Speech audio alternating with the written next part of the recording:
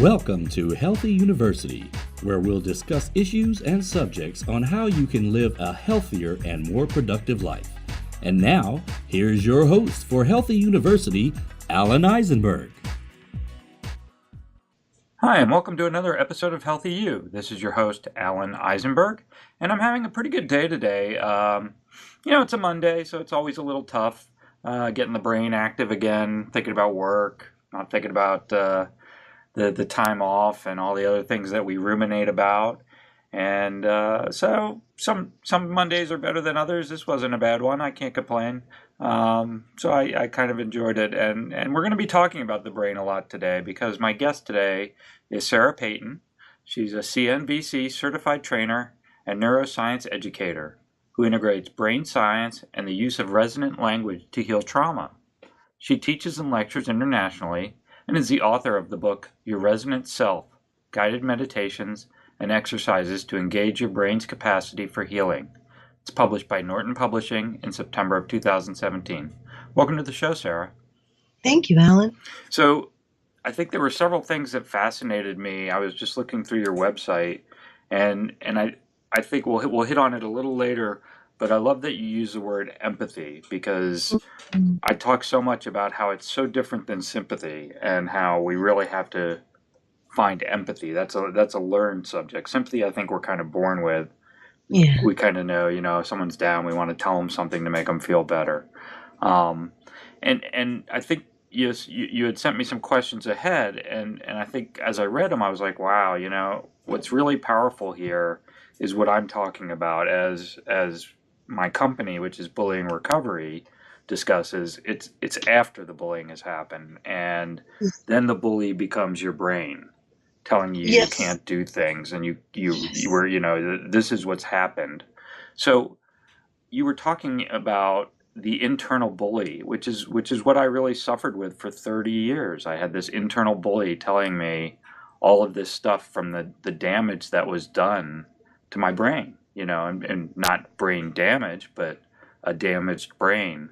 So why, how and why does that happen, that we create these sort of feelings that end up being really our internal self beating us up? What a wonderful question, Alan. To really understand this question, it's important to begin to have a sense of our two hemispheres of the brain, the left hemisphere and the right hemisphere, because we have two different ways of being in the world. And one of them is relational, and one of them is instrumental. And in order to kind of work with this quite simply, we can think of the left hemisphere as being the instrumental hemisphere, and we can think of the right hemisphere as being the relational hemisphere. The relational hemisphere, the right hemisphere, holds the sense of self. So everything that happens that is connected with our autobiography, that is emotional and intense, gets linked with our sense of self. So if two things happen, one, we grow up in a world where there's not a ton of relationality, which is actually surprisingly easy for humans to do. So our right hemisphere doesn't really know how to come towards us with warmth. And at the same time, difficult, painful, scary, traumatic things are happening that get linked with the sense of self. Then whenever we move into relational space, it's a little like moving into naked hell, because there's nothing there to hold us, and it takes us right back into trauma memories. Yeah. Which leaves people then shifting into the instrumental part of their brain. And the instrumental part of their brain is not even slightly relational. So what this means is that the instrumental part of the brain is going to do its damn best to hang on to us and help us. And the way that it does that is with criticism, comparison, denigration, dismissal. It's trying to manage us as best it can, and it has no relational tools to do it. Yeah, and I think that's so true. Yeah, I never thought of it that way, but we're really doing it. We're fighting our own selves all the time in our brains. And one of the things that I really realized, and I had just, my last conversation was with someone about high sensitivity, is that different people handle sort of these methods differently. There are people who really absorb emotion into the brain, and then there's more of the like analyticals. I was comparing my nephew, who's got a photographic memory, to myself, who has this emotional memory, and we're very different. Obviously, emotions don't quite guide his mind, but for me, it's everything. And so every moment that I'm existing, my mind is in constant battle. It's constantly trying to bring the critic forward, and I had to learn how to stop that from happening. So why do we sort of automatically find ourselves in these battles with ourselves? Yeah, well, it's a little like one of those movies where we've got the giant robot and the hero. It's sort of a modern day David and Goliath story in a way. The idea that the little relational part of us is trying to figure out how to get that voice of that big old robot unplugged, to be able to have some kind of peaceful existence. Because as long as that instrumental part of the brain with its comparison and criticism has the volume control, it is a battle. It's a battle inside. Yeah. And what is it that, why do you think we find ourselves sort of falling into that? Is it just easier for us as people to kind of say, well, one of the things I'm always saying is, we can fight our brains, but I think as people who are thinking creatures, thinking animals, and I always say I feel like we're animals, and that we have sort of my yoga teacher would use the term lizard brain, right? We have this brain that will react like an animal reacts, with fight or flight, freeze, all of these things that are natural coping mechanisms, but yet the part that they don't have in many cases that we do is that long-term memory that keeps us sort of battle scarred or battle weary. So I'm 30 years later, I'm still living with scars that are, happened 30 years ago. So can you kind of tell me, why do we paint this picture of our internal brain or the internal bully? Why do we allow ourselves to be beat up by ourselves and then sort of use that as an excuse for behavior? Well, one of the things that you're touching on is the way that we store emotional memory. And this is one of the things that gives the internal bully quite a lot of leverage, is that we actually store emotional memory by the tone of the emotion. It's almost like our emotional memories are on Christmas tree light strings. And each little memory is a bulb on the one, like on the string of anger, or a bulb on the string of shame. So when we start to have something happen, all of a sudden, what'll happen is some cue or another will take us to a shame memory. And then all of a sudden we're on that Christmas tree light string, and we'll remember every shameful thing that we ever did that we feel bad about. Every moment where we had a sense of shame. Or, for example, people will do this with their spouses or their partners all the time. They'll start to get mad at their partner. They'll have resentment. And all of a sudden, everything that partner has ever done that they said pops up. We're plugging in the Christmas tree light string there. So this is one of the pieces of this puzzle that you're wondering about, Ellen, is that we do store memory by emotional tone, which means that once we fall into a shame spiral, once we fall into the Christmas tree light string of shame, all of a sudden we find ourselves traveling along that without much chance of escape. It's a hard string to escape. Yeah, I have absolutely no idea what you're talking about with the marriage thing, though. I don't know. Never happens to me ever. But no, I actually was just my wife and I talk about that quite a bit, and then we just had a weekend where we were with my parents, and I was finding myself frustrated at my mother, and she's like, "But that's the behavior you do," and it's like we're always fighting against the grain of our parents, but to our detriment. That's the way it is. So that critical voice that that constant sort of voice that we hear that wants to critique us. How did that get created? What is that role of trauma, or like for me, the bullying, or for someone else, maybe it's abuse or sexual abuse, we know causes it. There was just the big Me Too movement on Facebook that was, almost scary in terms of the amount of women that came forward and were like, still carrying that trauma, right? It's still there. Right. So what is that role, of trauma, and how does it create that critical voice, and why is it so difficult to get rid of? Yeah. So we were just talking about these Christmas tree light strings and how they're a particular kind of strand of emotional tone. So the place that these Christmas tree lights plug into is the sense of self. So that what happens is we start to have, every time we come near to even touching on who we are, or that we exist, or what we're like, or what our sense of self or existence or being or essence is, then it lights up that Christmas tree light string. And then there's a response to try to get out of the Christmas tree light string of shame. And we can get out of shame if we become angry. Shame has, you had mentioned fight, flight, or freeze. Mm-hmm. Shame takes us into the freeze place. And it's the very most stressful emotion to feel. So feeling shame, it has the highest amount of cortisol of any emotion for humans. So it's a hugely high stress emotion.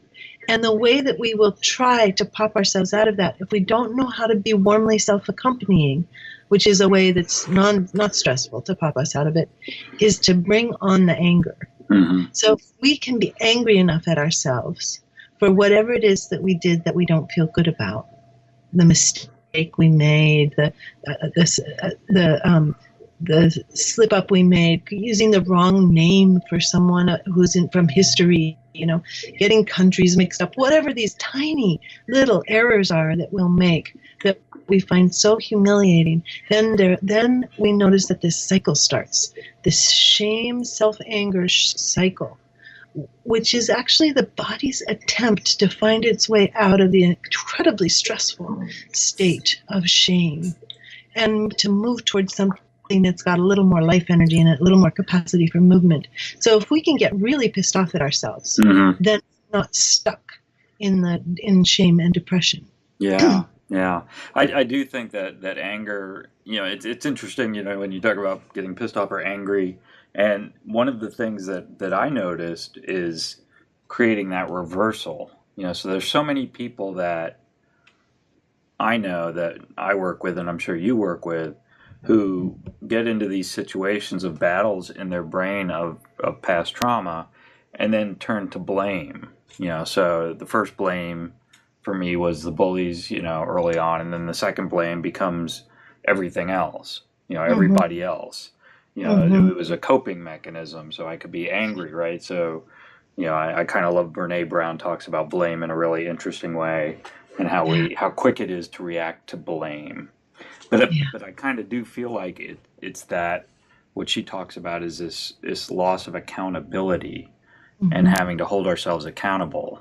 So is that kind of where your anger itself comes from? Is like, you have to say, hey, it's me. It's me causing my brain to think like this. It's within me. It's nothing that is on the outside, which personally I think is very hard for a lot of people, because that's the point where you actually make that turn. Yes. For me, that was the point where it was like, oh no, I gotta fix this myself. Right. There's nobody here to fix this for me. Right. So is that how you feel and see that? So it's something very similar, yes.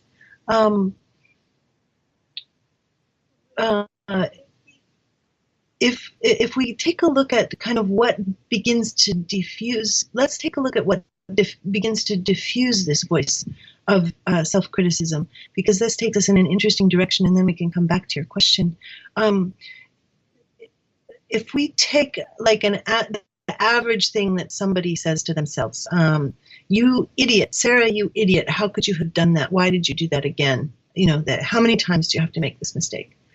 For example, that one doesn't have any cuss words in it. My internal ones often have cuss words in it. Then what we'll find ourselves, what we can find ourselves doing is listening for both the feeling tone and the longing of this internal voice. It's kind of a radical way to be with the internal voice.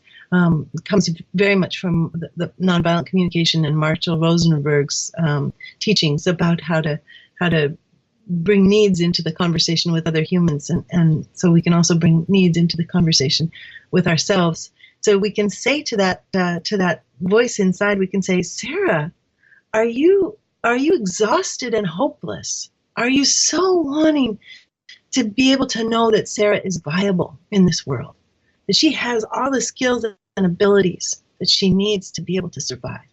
And then the voice will go, yeah, but she sure doesn't show that she's got any of those abilities. And then we might say to that voice, Sarah's voice, are you needing some understanding and acknowledgement of the amount of hopelessness that you're experiencing in this moment? And as we start to have this dialogue, we'll move towards sadness, which is such an interesting place to move. It's really a complex emotion for humans, and humans desperately need to be accompanied in their sadness. They need to not have to grieve and mourn alone. So one of the things that blame does, to come back to your question, what blame does for us is it lets us integrate new information without having to mourn. If we can blame, we do not have to be sad. And we can blame alone. And a lot of times we are alone. The left hemisphere, the instrumental hemisphere, does not like to integrate new information. And the way that it uses to let new information in is to blame people. Now, there's this really interesting research that shows that if we've been badly harmed with trauma before the age of 8, we tend to blame ourselves. If we've been badly harmed with trauma after the age of 8, we tend to blame outward, internalizing versus externalizing. So one of the pieces of the puzzle of how intense the blame is and where it's aimed is a little bit about when did these really bad traumatic events happen to us. And it's certainly possible for bullying to happen before the age of 8, but it's very, very likely for a lot of bullying to happen after the age of 8. And I was just looking at some research yesterday that showed that chronic bullying from peers can be worse, have worse outcomes for kids than the abuse by their parents. Oh yeah, I would definitely believe that. I mean, Yeah. I think that we require friendships, that we require certain aspects of trust in our peers that are assumptive in our familial relationships, or are just set that way in our familial relationships. So again, when you're born, that's what but we all need the warmth and care of peers, and I definitely think that was something that was very difficult. I'm one of the people before 8, and I think that there was a definite change, and as I got older, it became worse. It really led to further problems, and I point to a lot of that as a feeling of loneliness, and blame was really internal. Like I thought I could do something different to change the bullies. I thought I could be somebody different, and I couldn't. And so I found myself and my experiences in a place that was very alone, without many coping mechanisms. So how does that loneliness affect us? How do we cope with that, with our brains sort of creating this, you don't really, for me it was sort of like you don't really deserve friends, you don't really deserve to have people to hang out with and things to do, and then you end up feeling alone, and you end up sort of I don't want to say anti-society, but it becomes more difficult to want to get close to anybody. So Sure does. how does that play a part in, you know, how do you get out of that with your own critical voice in your brain when you're Right. experiencing that external bullying? Yeah, yeah. It's very, very difficult. I just want to acknowledge it's doing a triple backflip off the high dive and entering the water without a splash. I mean, it's a huge task to come from the level of real mistrust that starts to be kind of our accompaniment instead of warmth, to move back towards actually wanting to have anything at all to do with humans. I mean, um, certainly the kids and people in the workplace who experience workplace bullying and school bullying and home bullying, certainly these folks have experienced the worst that humans have to offer, really. And it's no wonder that people, develop a strong sense of skepticism and mistrust about other humans. Yeah, and I think it's a natural feeling, but it's something that unfortunately we don't want to have take over our thoughts. So we have to take a quick break, but when we come back, I'd like to talk about some solutions that Sure. I know you talk about, and the idea of finding empathy in your own brain and utilizing your brain to change from that negative to positive, because I certainly did, and I'm sure a lot of what you talked about is going to be things that helped me, so I think it'll be great for people to hear that. So if you Wonderful. can hang with me for just a short break, we'll be right back with more Healthy You.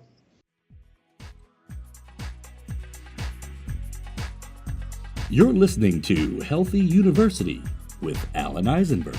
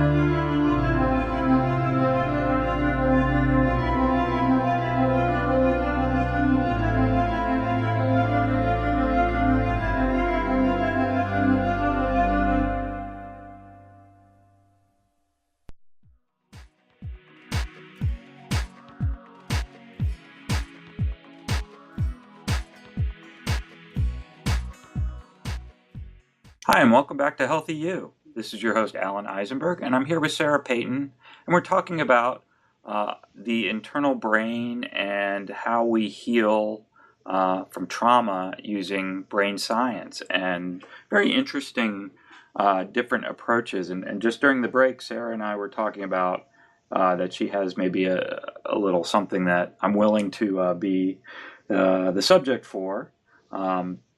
To show how this works. So Sarah, take it away. Sure. The first thing that's important to know is that one of the reasons that memories tend to take us and grab us and strangle us is because we have two ways of storing memory. And one is we store memory by emotion, as we've been talking about. And another is we store our experience contextually as our autobiography. And so this is why people have PTSD from bullying experiences, is because the memories of the bullying are still stored in the emotional memory chambers and haven't yet been sort of brought into a place of being contextualized. And so what this means is both that people can have terrible PTSD with intrusive memories, But it also means that it's like there's no sense of time for emotional memory, which means we can travel to it. We can travel to our memories and bring resonance and understanding. It's a combination of precision and understanding, and it's very based on body sensations. And since Alan's willing to let us show you guys what this is like, what we'd love, Alan, is for you to just choose a moment from the past, from when you were bullied, and we're going to go to you, and we're going to bring you warm, resonant, and precise understanding. Okay. Do you have that moment in mind? Yeah, I do. Are you willing to describe just a little bit about the environment we're going to, if it's a home or a playground? It's a playground at school, and what it was, and I've written the story and I've talked about it, so it's always in my head. It was a wooden deck, it was like a wooden play set, and there came a point where, this was one of my earlier childhood bullying moments, where the bully and as usual, sort of the pack that follows them surrounded me and cut me off, from anyone I was playing with. And then it just became a physical, as boys do, a physical fight, of which I wasn't willing to participate. So I was just on the ground, and trying in my own way to end it by, feigning probably more hurt than I had, and crying and just doing what I think my only coping was sort of that idea that I'd feign a lot of pain and they would leave me alone. Yeah, it sounds like a very good idea to me. So you and I are going to step through time and space, and the first thing we need to do is make the environment safe. So we need to freeze all of those children, the bully and those children. We're just going to freeze them and push them over, so that they kind of fall in a ring of stone or wood, kind of elongated statue-like kind of figures that are just falling onto the ground. Okay. And what's happening for the little one? How is it for him that we have come? How is it for him that we've frozen everybody? What's happening for him? So I think, he's getting up, and walking away. That's. And so he's really. So we want to know just a little bit about his emotions, so that he doesn't have to walk away alone. Well, I think if everybody was frozen and falling, there would be a huge relief. There would just be this feeling that whatever that moment was is over, and that I could walk away. That it wouldn't be anybody following me, and that there would be great comfort in knowing it was over. I mean, in a lot of cases with bullying, you're just wanting it to be over. And as we know in extreme, that being over can get very, very bad. Yes. But so in this case, I think the younger me would be very happy to know that I could walk away and not have anything behind me, not have that fear. Is it okay for you and me to walk with him? Yeah. Okay. Yeah. Yeah. And maybe we would say just a few words to acknowledge what had happened for him. Mm-hmm. Just to say, and this may be even more for people who are listening than it is for you, Alan. Yeah. Because it sounds like you're mostly experiencing relief, but I'll just expand it a little bit for others who might have had similar experiences. Yeah. Do you need acknowledgement of the physical pain and of the strange numbness of receiving blows from other humans? Is there a need to acknowledge the horror of people behaving like this, children and anybody? Is there a longing to live in a world where kindness is what runs the show?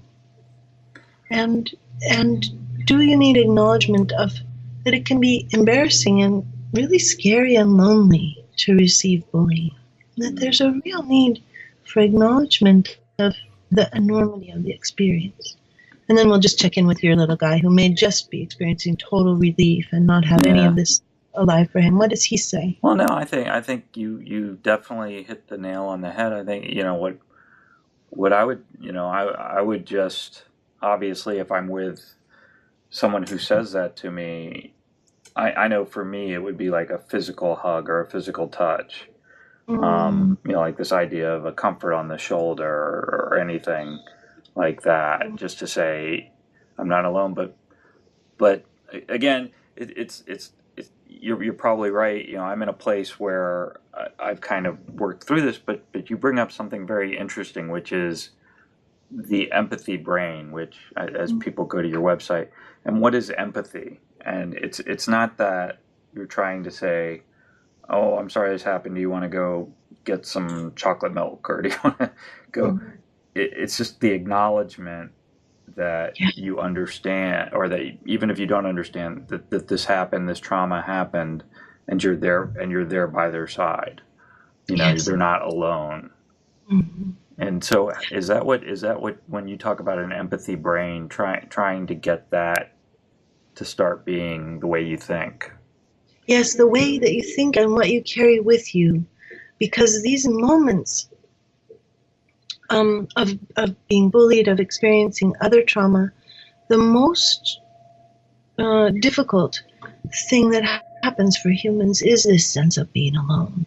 The human heart, when it experiences loneliness, the lonely human heart actually shows more damage than the human heart that has been smoking cigarettes. There's such a hit that human bodies take when no one understands them with warmth and precision. Warmth we get all the time. It's like whenever the traditional kind of thing that people will say to themselves when we time travel, you say, what would you like? What's your first idea about what this little person who was you needs to hear? People will often say, it's going to be all right, which is warmth, but it doesn't have any precise understanding. If you begin to decode it, it starts to have a precise understanding. So sometimes it's going to be all right is, do you need to know that you will survive this? Right. So, sometimes it's, is this so scary? Do you need protection and tenderness and safety? Do you need to be held? Do you need to know you've got recourse? And that's, of course, one of the most tricky things about childhood bullying, is that because grown-ups are traditionally so ineffective at dealing with it, that if you tell anybody or you say anything, it becomes more dangerous and you become even more of a target. Yeah, I just think that that's the one thing I'm trying to change, is that, that whole empathy, and again, sort of my original concept, which has taken a couple of turns along the way, is this idea that I'm an adult and I can still talk about this. Like, I'm not going to hide. Like I felt like most parents do. Most parents won't tell their kids, I was bullied too, when the kid comes home and says, I was just bullied. This happened to me. We know 85% of children are bullied. So therefore, we know that a lot of us have these stories, and then some of us were bullies too. And sometimes you have to tell that and say, hey, what did I learn from that? Because I've luckily in my life, I've been able to talk to some of the bullies as well, and they're experiencing great internal strife in their brains as well. It's not a simple black and white problem at all.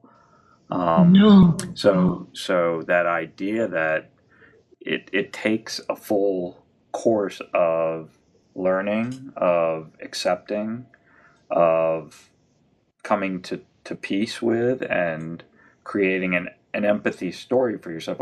I like that you use stories. I talk about journeys all the time, but a story has a beginning, middle, and end, and as a journey does. And I say our lives are not, we're born, we hit midlife, and we die.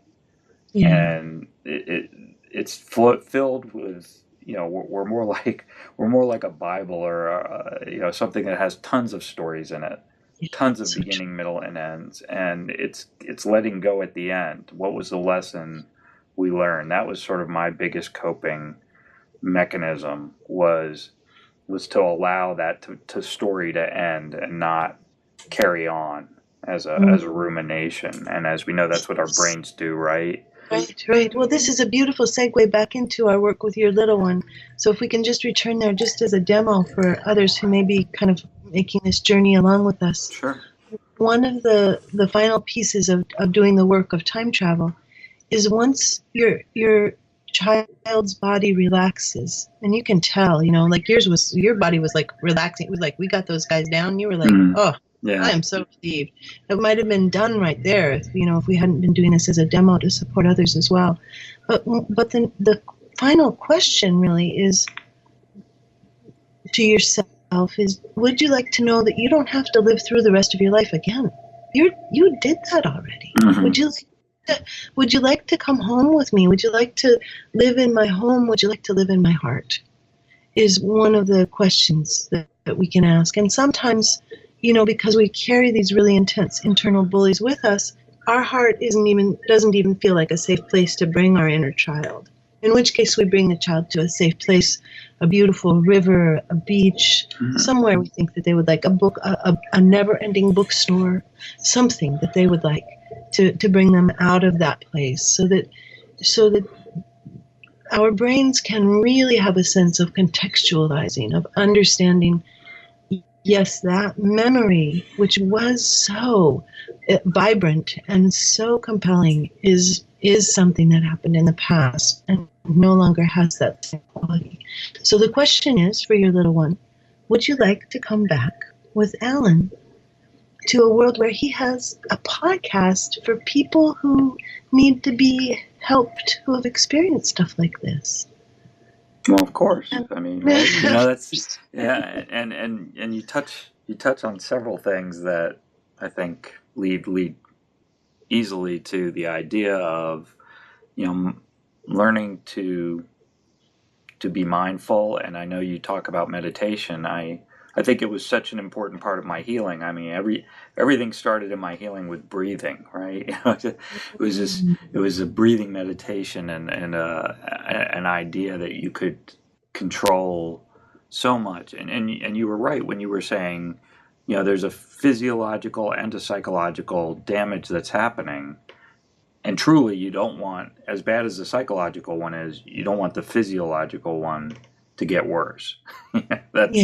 That's real. When we talk about the heart, or for me, it was the stomach. It was acid in the stomach and all sorts of other things. So I know you talk about mindfulness and meditation as techniques, and particularly guided meditation. And I kind of feel like that's where you were getting there at the end, is kind of how we learn to let go. And I'm also a big believer in guided meditation, although I could sit there by myself and sort of try to blank my mind. What's nice and guided is that someone's helping me. Someone's giving me a path to take. Can you talk about that? Can you talk about your work there and how come that's such a powerful tool in our arsenal to sort of let go? Yes, I love it that you said that breathing was it was almost like the key that opened everything else. And beginning to be able to feel our breath actually awakens the part of the brain that helps us to contextualize our body experience and to name and calm our emotional memories. And that part of the brain is called the insula. And in the right hemisphere, the right insula actually becomes completely dark for people when they're not connected to their bodies at all. And the more that we have a dark insula, the more likely we are to have PTSD. So awakening the insula, which is something that happens when we begin to sense into our breath, is very healthy and restorative for human brains. Now, the tricky thing is, and it sounds like this wasn't something that happened for you, but it was something that happened for me for the first 30 years, approximately, I guess to 40, so about 20 years. For the first 20 years that I was trying meditation, it was like opening the door to hell. As soon as I stopped to try to meditate, that internal bully was out there with a club, and so I couldn't go very long without either having to dissociate or eat or watch TV or it was like, just no, we can't do this. This is not a good idea. And so my real breakthrough happened similarly to yours, but with guided meditation, where I was in a Portland State University class with Bonnie Badenoch, who is the author of a beautiful book called Being a Brainwise Therapist, and she actually wrote the foreword for my book. But she was doing a guided breath meditation where she said, invite your attention to rest with your breath And if your attention wanders away, as attention does, gently and with warmth, see if your attention will come back to your breath.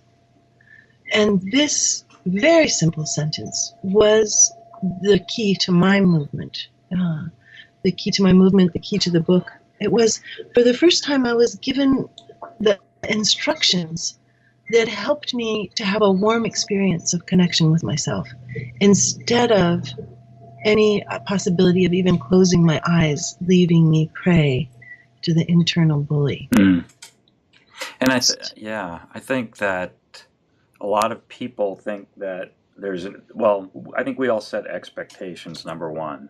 And so that's the hard part. And for me, what I've learned over time, and particularly with life in general, is I think a lot of us who end up sort of in my spot develop a sort of a perfectionist mentality. It's like we're in this dichotomous relationship with never feeling good enough, yet we're supposed to be perfect. And then you finally can learn that it's just practice, and that sort of like you're saying, it may not work for today, it may not work for tomorrow, but there's another side, which is meditation. People think you sit there for hours on end and can do it. I talked to someone, they're hyper, so they say, how do I do it? I said 5 minutes. I have a new Fitbit, and it's got like a bunch of little breathing times, and you can set it for 2 minutes. It's not really important, but what really was interesting to me is this idea that a lot of people don't understand is that we're doing diaphragmic breathing, and we don't do that. A lot of people don't want their bellies to stick out, right? They don't want this idea. But I always say to people, those of us that have had children, it's like, do you remember going to see your baby, when you wake up at 2 a.m. and you have that panic attack, and then you got to go see the baby's breathing? I said, where are you looking? Oh, their chest. I said, no, you're not. Babies breathe from their belly. We move to our chest when we're adolescents, and no one knows why, but think of, getting so much less oxygen and how that affects us. And so that's why I like breathing so much, is that when I talk about breathing, I'm talking about belly breathing. I'm talking about, I've gotten very lightheaded, and it's almost sometimes scary, like this huge oxygen is in my body right now. And you feel light, you feel different, and that opens you up to, again, I think probably what you're saying, which is where meditation starts to take hold and work, is when you can start to allow that rumination to stop. Or when you, I could, it took me a while, but I used to start with 3 breaths. Sometimes I would just do 1. Yeah. And I believe that we can start very small with whatever is endurable. There was a really funny piece of research that came out last year. I think it was last year, it might have been 2 years ago. It was where the researcher took their research subject into a room that had an electrical shock machine in it. And they said, we will give you $65 if you will let us shock you. And most of the people said, no, thank you. And then the researcher would say, well, it was a little like collar, a little thing that they would put around the ankle and shock, administer shock. And the people would say, no, thank you. And the researcher would say, okay, well then, in order to complete the experiment, I'm just going to have to leave you to sit here for 15 minutes, and you're going to have to give me your cell phone. And and so then the researcher would leave the room, and the person would be in there with nothing and no magazines. And 60% of the people would put the little bracelet on their ankle and shock themselves rather than, being left with nothing to do. Wow.